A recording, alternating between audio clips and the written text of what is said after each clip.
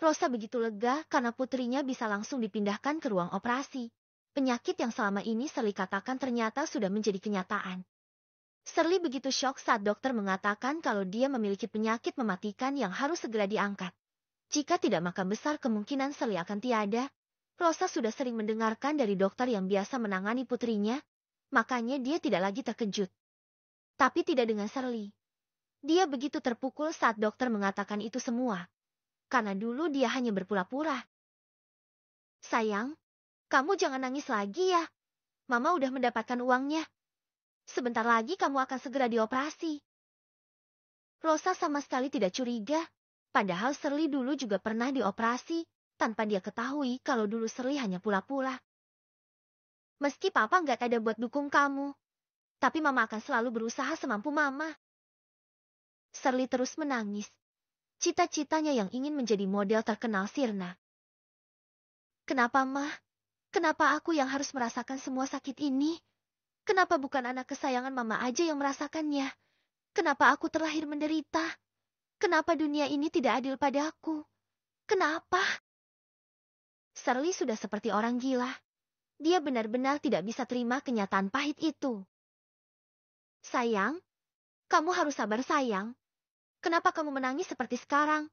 Dulu bahkan kamu sudah pernah menjalani operasi yang seperti ini. Tapi kamu sama sekali tidak begini. Shirley langsung terdiam. Dia melihat ke arah mamanya untuk mencari alasan apa yang akan dia katakan pada mamanya. Dulu beda, Mah. Dulu ada papa juga yang mendukung aku. Keluarga kita masih baik-baik saja. Kita tidak kesusahan seperti sekarang. Tapi lihatlah sekarang ini. Mau operasi aja harus mengemis terlebih dahulu. Rosa meneteskan air matanya. Benar perkataan putrinya. Tapi harus bagaimana lagi? Ini juga kesalahan mereka berusaha karena sudah mau menuruti keinginan putri kesayangan mereka. Andai Shirley tidak memaksa ingin memiliki Alvano, mungkin sekarang suaminya masih sehat dan bekerja seperti biasanya. Dimension, Pipit sedang dikerjai habis-habisan oleh sahabatnya. Anidia tiba-tiba mengingatkan Pipit Jeti Badut. Pipit yang mendengar permintaan aneh sahabatnya tentu sangat kesal. Please, mau ya? Aku kepengen banget lihat kamu pakai pakaian ini. Pipit yang kesal langsung mengambil pakaian yang dibawa oleh Samuel tadi saat mengantar Rosa. Dengan wajah kesal Pipit segera ke kamar untuk mengganti pakaian badut. Anidia juga menyuruh Olin untuk mendandani Pipit seperti badut pada umumnya. Wanita hamil memang aneh. Bisa-bisanya dia memintaku untuk memakai pakaian badut. Emang aku apaan? Gerutu Pipit saat sedang berjalan ke arah kamarnya diikuti oleh Olin yang siap memoles wajah cantik Pipit semirip mungkin dengan badut. Orang hamil memang seperti itu. Kadang-kadang permintaannya suka aneh-aneh. Untung dia sahabat aku. Kalau bukan, aku akan menutup mulutnya lalu menyimpannya di gudang. Hati-hati kalau ngomong. Kalau Tuan mendengar kamu mengatakan itu pada istrinya, bisa-bisanya bukan cuma mulut kau yang ditutup, tapi juga mata dan nyawa yang akan berakhir, bisik Olin yang langsung membuat bulu kuduk Pipit merinding. Amit-amit, jangan sampai dia mendengarnya. Sementara Anidia tertawa terbahak-bahak saat Pipit sudah menjauh dari mereka. Kalian bayangkan aja reaksi petir. Bukan cuma Pipit yang akan mendapatkan suprisa, tapi juga petir. Hahaha. Lise juga ikut tertawa saat melihat sahabatnya senang. Ya, pasti dia penasaran dengan hasil kerja keras kita. Kan tadi dia menyuruh kita untuk membuat Pipit secantik mungkin. Tapi kau malah membuatnya menjadi badut. Kekeh Zira. Ya, aku nggak bisa membayangkan bagaimana reaksi petir saat melihat calon istrinya berdandan seperti itu. Lanjut Lisa. Tak lama Pipit turun dengan kostum yang sudah disiapkan tadi.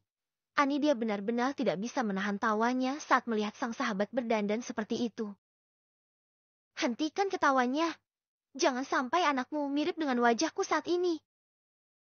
Anidia langsung menghentikan tawanya.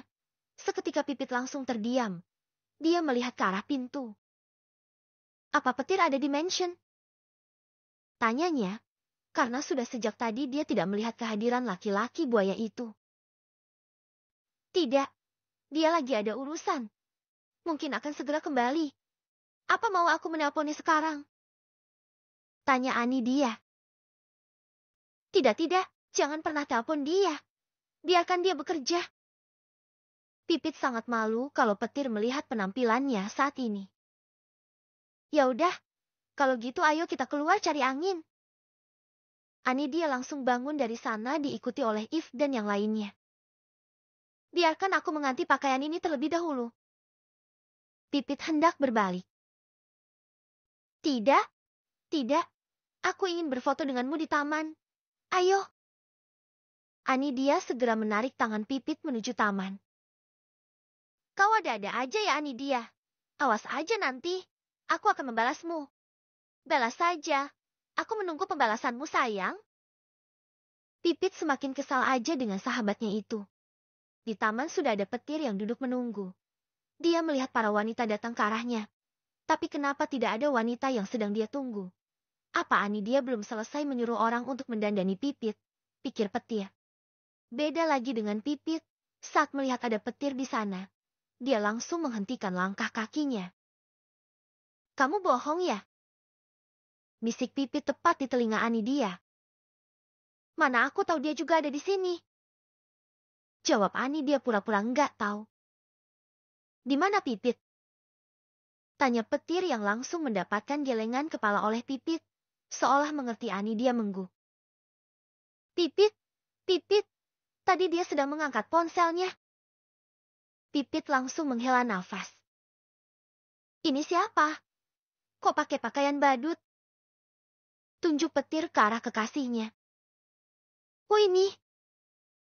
Pipit mengedipkan matanya seolah memohon agar Anidia tidak memberitahu tentang dirinya. Ini orang yang aku suruh jadi badut, agar membuat acara kita lebih meriah aja. Petir mengangguk. Dia melihat ke arah jam tangannya, kemudian ke arah pintu.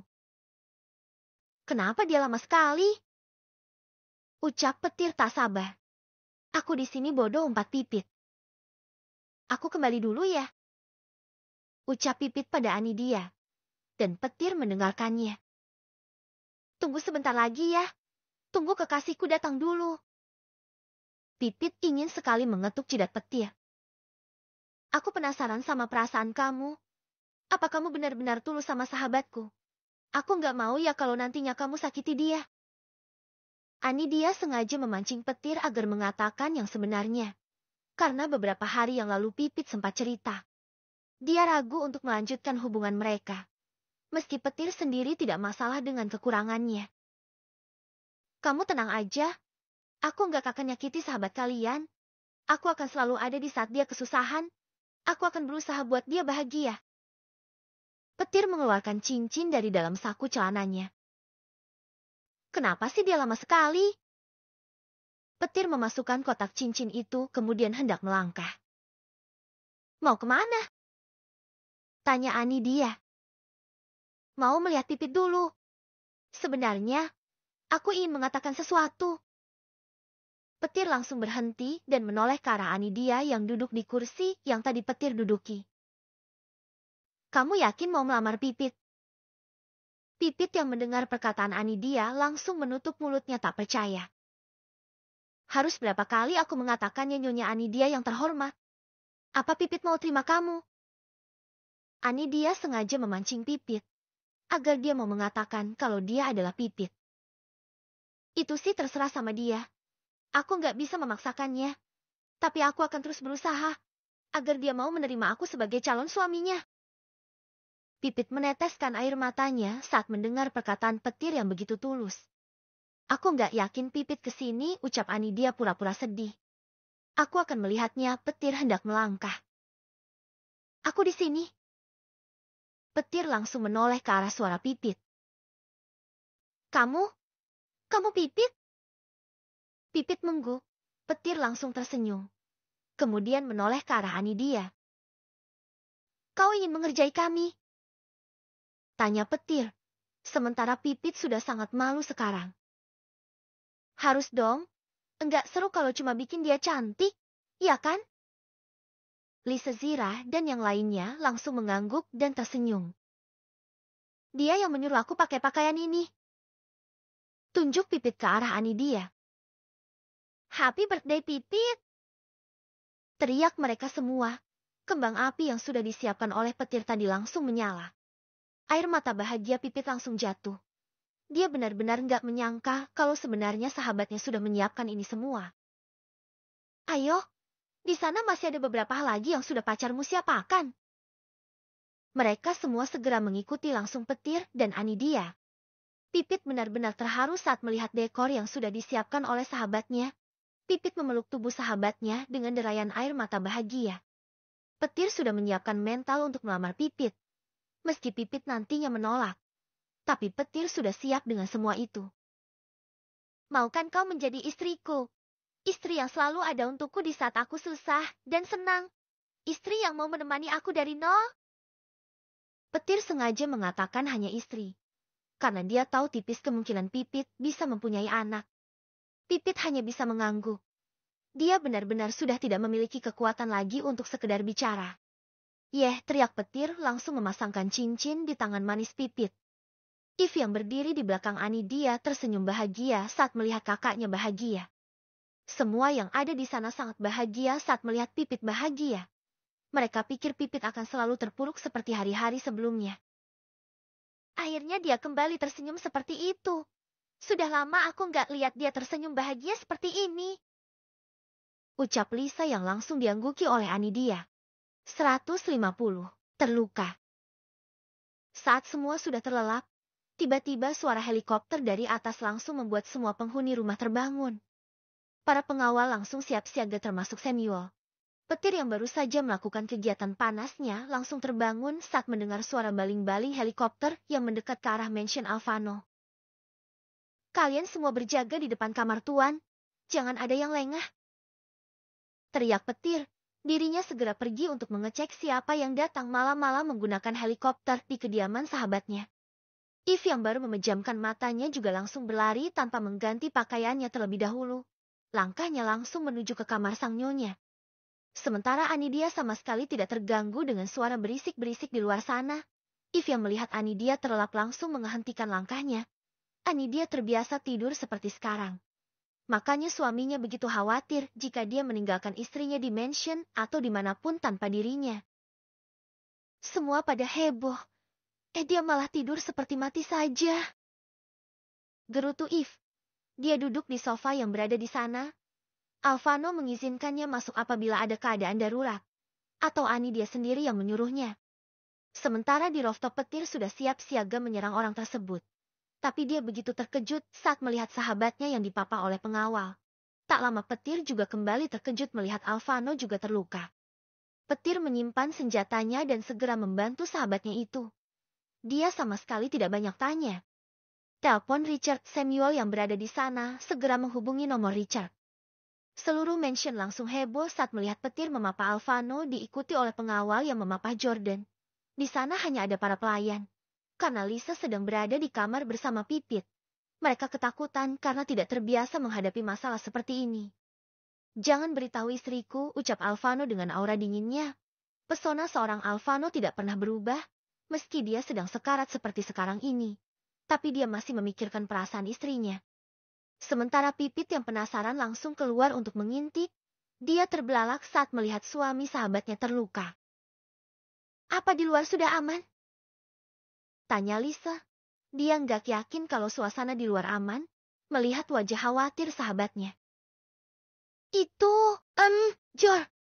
Dan suami Anidia. Ucap Pipit terbata-bata. Kenapa dengan Jordan dan suami Anidia? Lisa langsung bangun dari ranjang menuju ke arah pintu. Sepertinya mereka kecelakaan. Wajah Lisa langsung terlihat pucat.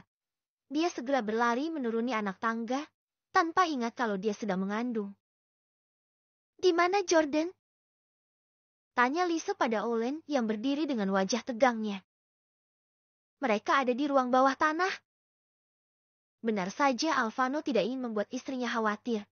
Makanya dia menyuruh Richard mengobati mereka di ruang bawah tanah saja, agar Anidia tidak mengetahui apapun. Lisa segera berlari diikuti oleh Pipit di belakangnya. If yang masih di dalam kamar Anidia juga ikut penasaran. Kenapa sudah lama sekali tidak terdengar suara tembakan atau apapun lagi? Dia yang penasaran segera keluar untuk mengecek. Kenapa? Apa terjadi sesuatu? Tanya Eve pada pengawal yang tadi disuruh jaga di depan kamar Anidia. Tuan Alvano dan Tuan Jordan mengalami kecelakaan. Eve hendak berbalik untuk membangunkan Anidia. Tuan berpesan agar jangan memberitahu masalah ini pada Nyonya. Eve langsung menghentikan langkahnya. Sebegitu khawatirnya Alvano sampai-sampai istrinya saja tidak boleh mengetahui kabar tersebut. Anidia wanita yang paling beruntung yang pernah Eve temui selama ini. Di ruang bawah tanah, Lisa berdiri di depan kamar tempat suaminya sedang diobati. Dia tidak berani masuk karena di dalam sana juga ada Alvano yang mungkin juga sedang diobati. Kalian kenapa bisa mendapatkan luka seperti ini sih? Tanya Richard saat sedang membersihkan luka di tubuh sepupunya. Ada seseorang yang mengotak-ngatik mobil yang kita bawa. Jawab Jordan sekilas. Kenapa kali ini kalian lengah? Tuh, pengen cepat balik katanya. Ucap Jordan menunjuk ke arah sahabatnya. Ginilah kalau kalian gak hati-hati. Tadi kalian ngapain sih ke sana? Richard masih terus bertanya yang membuat mood Alvano berubah saja. Ada seseorang yang menyusup ke tempat kita. Mereka sedang merencanakan sesuatu. Tapi kami tepat waktu. Kalian tahu siapa orangnya? Sepertinya Alvano tahu siapa dalang di balik semua ini. Richard melihat ke arah Alvano yang mulai memejamkan matanya. Dia ingin sekali kembali ke kamarnya, tapi melihat luka di lengannya yang lumayan parah. Alvano jadi mengurungkan niatnya. Dia takut kalau nanti istrinya ketakutan saat melihatnya terluka. Setelah mengobati Alvano, Richard beralih ke arah Jordan. Luka Jordan lebih ringan dari luka Alvano tadi, tapi tetap saja parah. Lengan dan dahinya lecet-lecet. Pukul 03.00 dini hari, Anidia terbangun. Dia meraba ke sisinya masih kosong. Anidia melihat ponselnya, kemudian melihat ada satu pesan masuk dari suaminya. Sayang, honey, baby, sweetie, malam ini suamimu nggak bisa pulang karena ada sedikit urusan. Jangan tunggu suamimu pulang ya. Anidia tersenyum membaca pesan romantis dari suaminya. Dari sana Alvano tersenyum melihat istrinya yang cengar-cengir saat membaca pesan darinya. Setelah membaca pesan dari Alvano, Anidia keluar untuk mengambil minum. Kebetulan minuman yang ada di sana sudah kosong. Terpaksa Anidia bangun untuk mengambilnya ke dapur. Alvano yang sedang memantau istrinya melalui CCTV segera bangun dan menghubungi Bianti. Dia sangat marah saat melihat istrinya yang sedang hamil besar turun malam-malam hanya untuk mengambil minuman. Ada apa? Tanya Jordan saat melihat Alvano yang sedang marah. Petir Jordan dan Richard mengintip ke arah tablet yang Alvano pegang. Mereka semua langsung menegang, terutama Richard. Besok pasti akan terjadi satu masalah terbesar di mansion. Tiba-tiba Bianti datang setelah Anidia selesai minum. Bianti ngos-ngosan saat berlari dari kamarnya menuju dapur untuk mengambil minuman. Kenapa Bibi lari-lari seperti itu? Tanya Anidia heran saat melihat Bianti ngos-ngosan seperti dikejar rentenir. Itu non tadi Bibi mau ambil minum. Ya udah. Anidia kembali ke kamar dulu ya, Bi. Bibi minum aja. Setelah itu istirahat. Ucap Anidia lembut. Setelah itu dia segera pergi dari sana. Kalau non butuh apapun tolong hubungi Bibi ya. Anidia tersenyum kemudian mengangguk. Bianti tidak mengerti dengan istri dari majikannya itu. Entah terbuat dari apa hatinya itu. Dia sama sekali tidak pernah marah-marah apalagi sama pelayan di mansion. Anidia memegang satu toples cemilan untuk dia makan nanti. Dia terus berjalan tanpa tahu kalau suaminya tengah memantaunya dari CCTV yang terpasang di setiap sudut ruangan. Jangan memarahi mereka. Mereka tidak tahu kalau... Ucapan Richard langsung terputus saat melihat tatapan mata Alvano. Di sini aku yang memperkerjakan mereka, atau kau? Richard meneguk ludahnya sendiri saat mendengar ucapan sepupunya. Kamulah, tapi aku cuma... Kalau begitu kau diamlah. Aku ingin yang terbaik untuk istriku. Tidak ada yang boleh menggunakan kebaikannya untuk masalah sebesar ini. Jordan memberi isyarat ke arah Richard agar segera diam. Jordan tadi sudah menemui istrinya sebentar, tapi dia menyuruh Lisa untuk tidur di kamar tempat biasa mereka tidur bersama Pipit. Karena Alvano tidak ingin istrinya melihat Jordan ada di mansion. Apalagi dalam keadaan terluka seperti sekarang ini. Ke-151, Keromantisan Mafia. Keesokan harinya keadaan Alvano sudah baik-baik saja. Tapi tetap saja dia tidak mau keluar karena takut nanti istrinya khawatir. Jadi mereka bertiga terpaksa duduk di ruang bawah tanah mungkin sehari lagi. Saat ini Anidia sedang sarapan. Tadi dia sudah menelpon suaminya. Anidia merasa lega kalau keadaan suaminya baik-baik saja. "Di mana Petir?" tanya Anidia pada Pipit. "Dia sudah berangkat pagi-pagi sekali." Anidia mengangguk. Hanya dia yang tidak tahu apa-apa di sana. Semakin hari tubuh Anidia semakin susah untuk digerakkan. Apalagi saat berjalan, Anidia terlihat kesusahan karena semakin hari perutnya semakin membesar. "Setelah ini kalian temani aku bersih-bersih kamar yang ada di lantai atas ya," ucap Anidia pada sahabatnya. "Biar pelayan aja yang mengurusnya Anidia. Jangan sampai suamimu tahu kalau kau yang membersihkan kamar untuk bayi kalian." Anidia memang sengaja membuat kamar khusus untuk anaknya nanti. Dia ingin membuat kamar anak-anaknya indah. "Kan dia nggak ada di sini." "Nggak ada apanya. Semalam aja dia marah-marah karena nggak ada yang nyiapin minuman untuk ngobatin Pipit." "Nggak ada tapi bukan berarti nggak tahu kan?" "Ya juga sih. Aku akan mengatakannya nanti." "Jangan mempersulit pekerjaan pelayan Anidia," ucap Lisa mencoba memberitahu. Iya, aku hanya akan lihat saja." Anidia mengalah. Dia tahu bagaimana suaminya. Kalau sudah menyangkut tentang dirinya, Alvano bisa memarahi siapapun. Apalagi Alvano sudah melarangnya melakukan pekerjaan berat. Setelah sarapan, seperti perkataan Anidia tadi, para pelayan langsung naik ke lantai 3 untuk membersihkan kamar yang dikatakan Anidia tadi. Anidia ingin mengisi kamar tersebut dengan barang-barang anaknya. Sementara di rumah sakit, Rosa sedang menangis karena melihat kondisi Sally semakin memburuk. Kali ini tidak seperti kali sebelumnya. Rosa sangat takut kalau Sally akan pergi meninggalkan dirinya seorang diri. "Keadaan anak Nyonya sudah membaik. Setelah sadar Anda bisa menemuinya," ucap dokter yang tadi menangani Sally. "Apa kondisinya separah itu, Dok?" "Ya, kondisinya sempat memburuk, tapi sekarang sudah lebih baik." "Tapi waktu lalu dia tidak seperti ini," gumam Rosa. "Maksud Anda?" "Ya, 3 tahun lalu dia juga pernah dioperasi karena penyakit ini. Tapi dia tidak separah ini." "Aku tidak mengerti maksud Anda, Nyonya. Apa maksud Anda Nona Sally sudah lama sakit?" "Ya, sudah sangat lama. Bahkan dia sering menangis karena banyak pikiran. Dan ujung-ujungnya dia pingsan." Jelas Rosa. "Apa ada kesalahan yang terjadi? Maaf sebelumnya Nyonya. Tapi kami menemukan penyakit baru akhir-akhir ini. Sebelumnya Nona Sally tidak memiliki penyakit sama sekali." Rosa terdiam.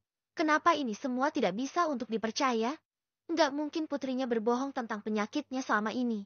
Dan tidak mungkin juga dokter salah memeriksa penyakitnya. Pikiran Rosa langsung kacau. Tidak ingin membuat putrinya semakin drop.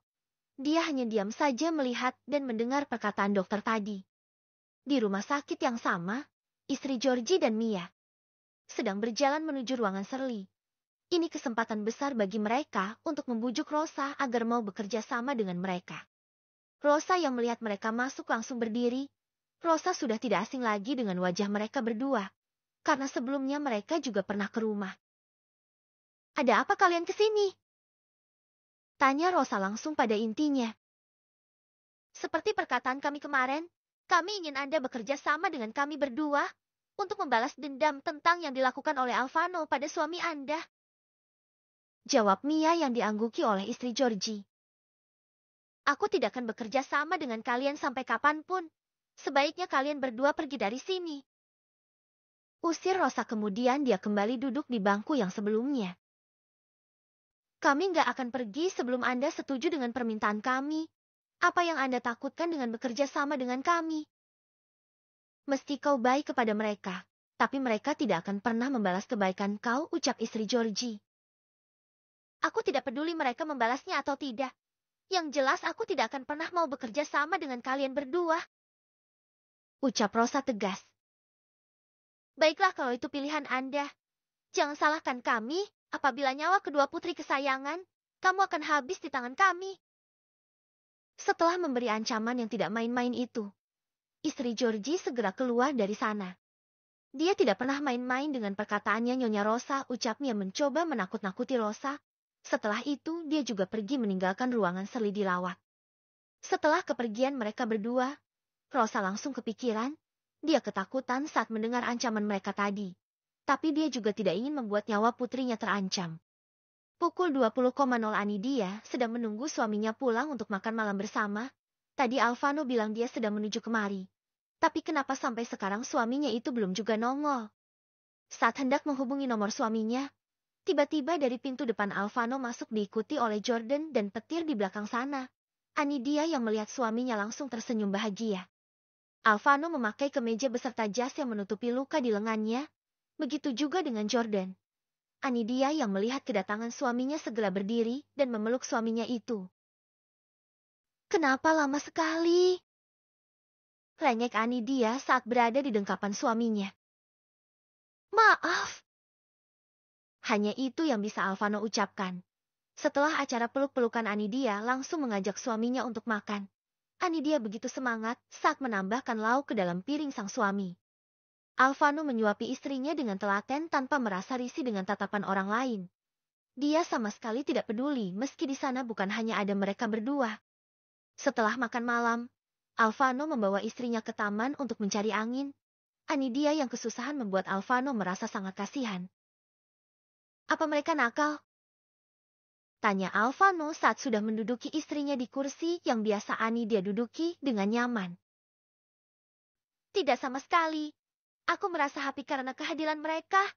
Aku juga nggak kesepian saat papinya nggak ada. Karena ada mereka berdua yang membuat aku happy." Anidia mengambil tangan suaminya kemudian meletakkan di perut buncitnya.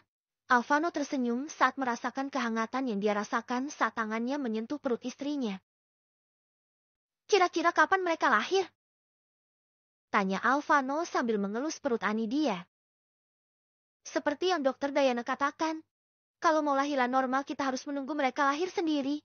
Tapi kalau melakukan operasi Caesar, kita bisa memilih tanggal cantik sesuai keinginan kita berdua. Aku memilih opsi kedua. Aku nggak mau menunggu.